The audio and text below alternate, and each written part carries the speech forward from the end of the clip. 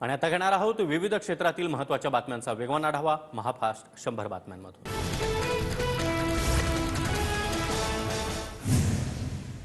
महाविकास आघाडीचं जागा वाटप जाहीर। ठाकरे गट 21, काँग्रेस 17 तर शरद पवार गट लोकसभेच्या 10 जागा लढणार। महाविकास आघाडीच्या पत्रकार परिषदेत घोषणा। अखेर सांगलीचा तिढा सुटला। सांगलीची जागा ठाकरे गटच लढणार। सांगलीची जागा काँग्रेसला नाही।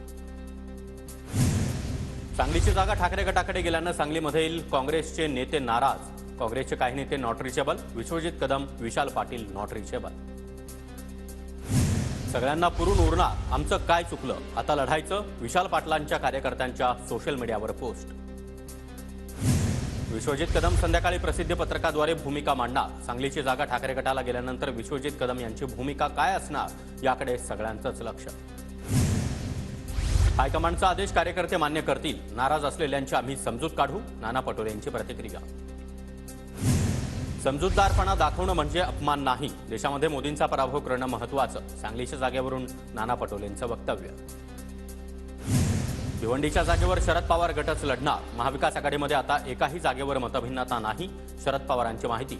सुरेश उर्फ बाळामामा म्हात्रे शरद पवार गटाचे भिवंडीचे उमेदवार। बीजेपी म्हणजे भेकड जनता पार्टी। खंडणीखोर पक्षाच्या नेत्यानं शिवसेनेला हिणवणं बरोबर नाही। पंतप्रधान मोदींच्या टीकेला उद्धव ठाकरेंचं प्रत्युत्तर। बाहेरून येऊन शिवसेनेला असली की नकली म्हणायचं हा कहर। अमित शहा बाळासाहेबांच्या फोटोसमोर लोटांगण घालायला मातोश्रीवर आलेले उद्धव ठाकरेंचा मोदी आणि शहांवर हल्लाबोल।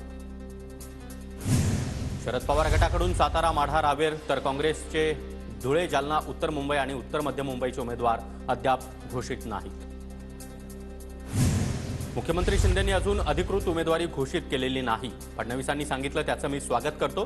कल्याणच्या उमेदवारीवरून श्रीकांत शिंदेंची प्रतिक्रिया। 3 महिन्यांपूर्वीच मी श्रीकांत शिंदेंच्या उमेदवारीबद्दल सांगितलं होतं। कल्याण लोकसभेमध्ये श्रीकांत शिंदेंचाच विजय निश्चित। भाजपचे रवींद्र चव्हाण यांचा दावा। मनसेचा आज छत्रपती शिवाजी महाराज पार्कमध्ये गुढीपाडवा मेळावा।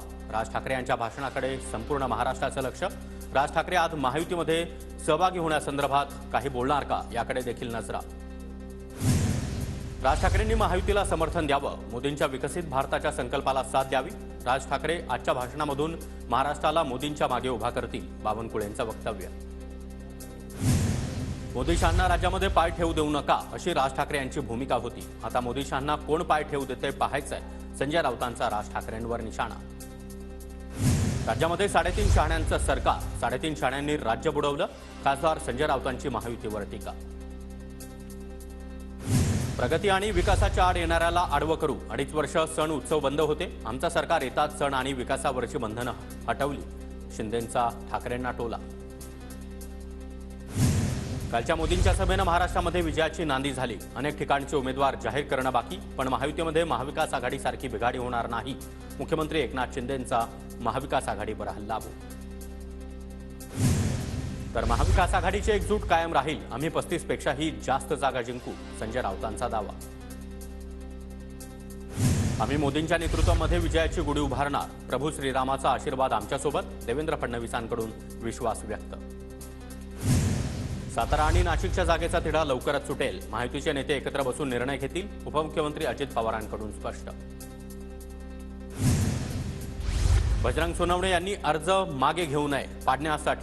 पडण्यासाठी तयार राहावं। पंकजा मुंडेंचं बजरंग सोनवणेंना आव्हान।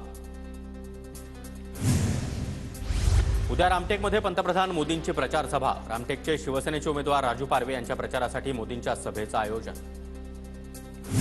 महायुतीच्या अमरावतीच्या उमेदवार नवनीत राणांचा प्रचार सुरू। LED स्क्रीनच्या माध्यमातून राणा गावोगावी प्रचार करणार। पोहरादेवीला यवतमाळ वाशिमचे दोन्ही उमेदवार आमने सामने। शिंदे गटाच्या राजश्री पाटील आणि ठाकरे गटाचे संजय देशमुख समोरासमोर।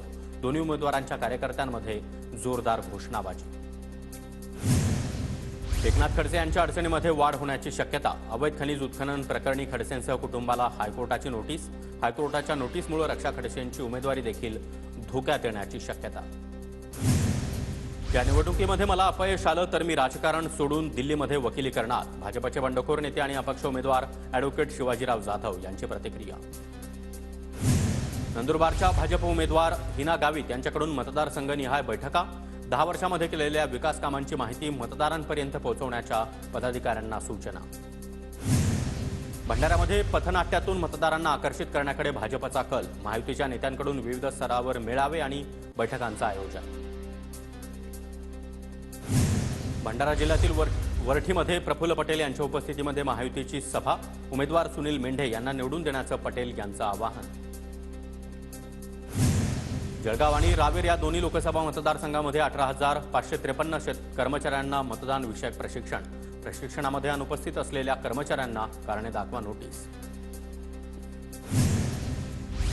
नंदुरबारमध्ये निवडणुकीच्या पार्श्वभूमीवर शिक्षकांना प्रशिक्षण. ईव्हीएम मशीन आणि व्हीव्हीपॅट मशीन हाताळण्याबाबत मार्गदर्शन.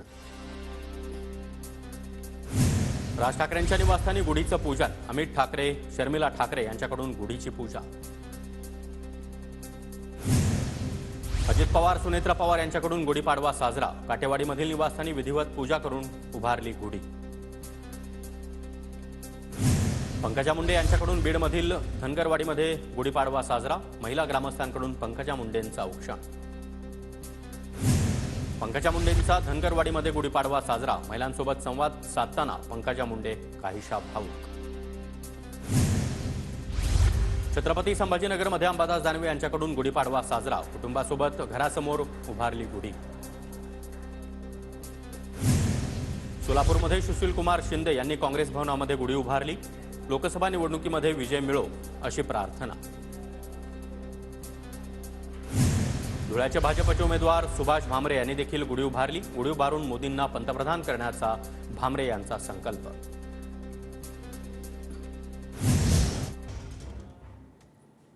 जळगावच्या जामनेरमध्ये गुढीपाडवा आणि नवीन वर्षाच्या पार्श्वभूमीवर राष्ट्रीय स्वयंसेवक संघाच्या वतीनं पथसंचलन. पथसंचलनामध्ये मंत्री गिरीश महाजन ही सहभागी. ठाण्यामध्ये मराठी नववर्ष आणि गुढीपाडव्यानिमित्त भव्य शोभायात्रा. कोपिनेश्वर पालखी सोहळ्यामध्ये मुख्यमंत्री एकनाथ शिंदे देखील सहभागी. नागपुरातील शोभायात्रेमध्ये उपमुख्यमंत्री देवेंद्र फडणवीस सहभागी. अभिनेत्री प्राजक्ता माळीचा देखील शोभायात्रेत सहभाग.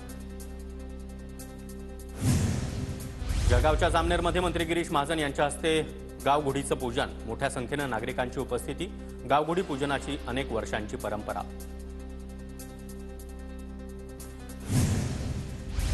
खासदार सुप्रिया सुळे यांनी उभारली गोविंद बागेत गुढी. पती सदानंद सुळे, कन्या रेवती सुळे यांच्याबरोबर गुढी उभारून गुढीपाडवा साजरा.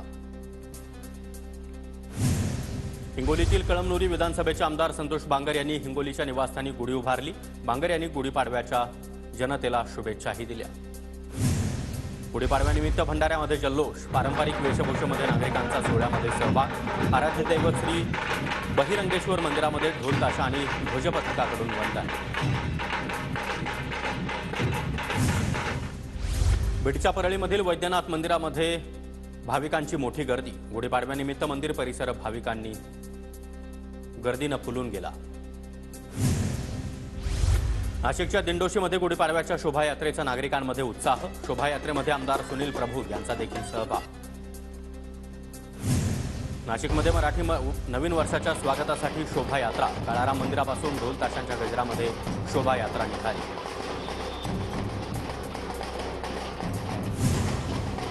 पुण्यामध्ये दगडूशेठ गणपतीच्या दर्शनाला भाविकांची मोठी गर्दी. गुढीपाडवा आणि मराठी नववर्षानिमित्त पहाटेपासूनच मंदिरात भाविकांच्या रांगा.